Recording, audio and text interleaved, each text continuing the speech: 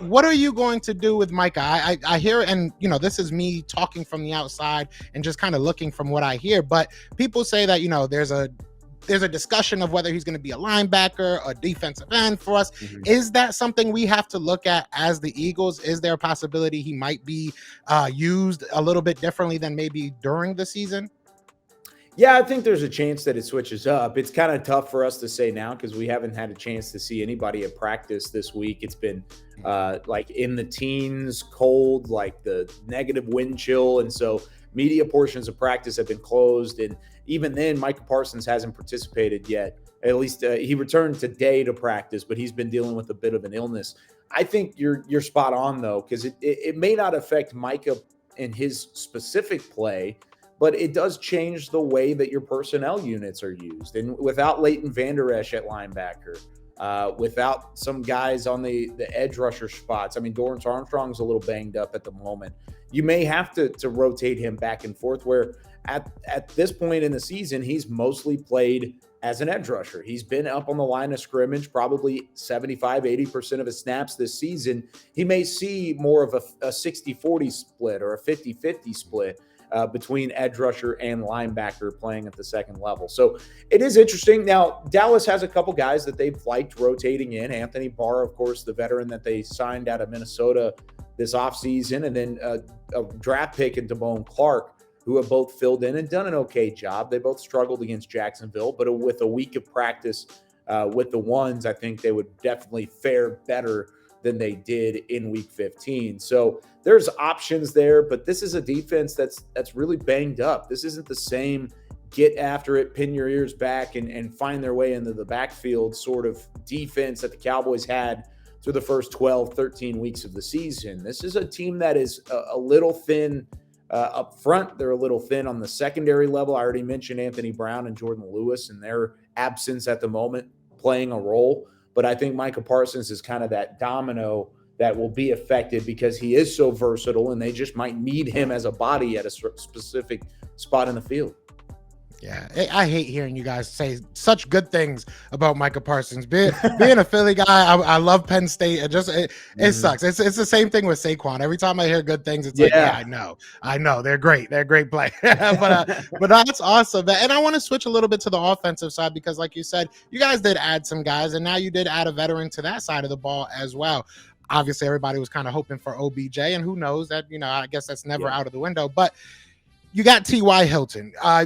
What do you expect, or what can we expect? What do you think, I guess, is the best way of putting it?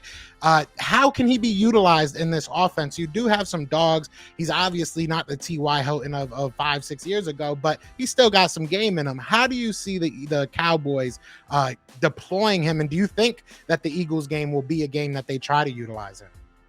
Yeah, I think he will be active. If I had to make a guess, I think he would be ready to go for the first time. I was a little surprised he wasn't active for the game in Jacksonville, but I get it. It was his first week in the organization, and he's still kind of learning and picking up things as he goes along. I think first and foremost, he brings a veteran presence to the wide receiver room. And I'm going to throw another name that you probably don't love hearing in a Cowboys uniform, but Jason Peters and his addition was great, not only because of what he could do by bringing some depth to the offensive line, but some of the advice and some of the lessons that can be taught inside the locker room with a young offensive line. It's the same thing with the wide receiving core. T.Y. Hilton brings that sort of knowledge and mentality as someone who has been at the top of the league in the position. He's been to 4 Pro Bowls and done what it takes to be a feared wide receiver in the NFL.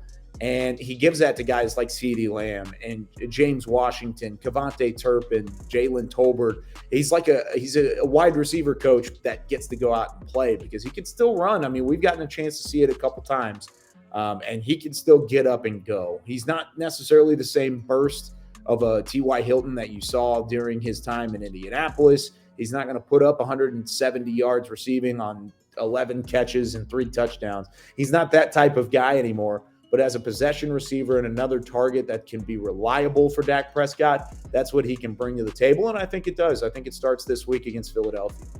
Yeah, I think something that I've continuously heard about, regarding Dak's, turnovers and I mean, I wouldn't really say it's like struggles. I feel like he just turns the ball over too much. Like outside of that, he's moving the ball down the field. So it's kind of weird. But I've heard a lot is that the wide receivers aren't getting separation, 1 and 2. It's hard for him to really trust these guys. You haven't had, a Gallup for half the season. Noah Brown was really your main guy for a long time.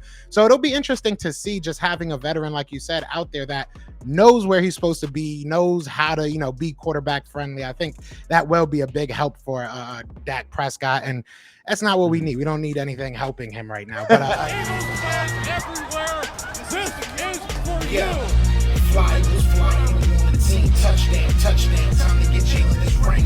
You don't really want to start a thing. This a bird gang nation, baby, it's a Philly thing. Hater, and you looking like you type trash. I'm just here calling on Philly the podcast.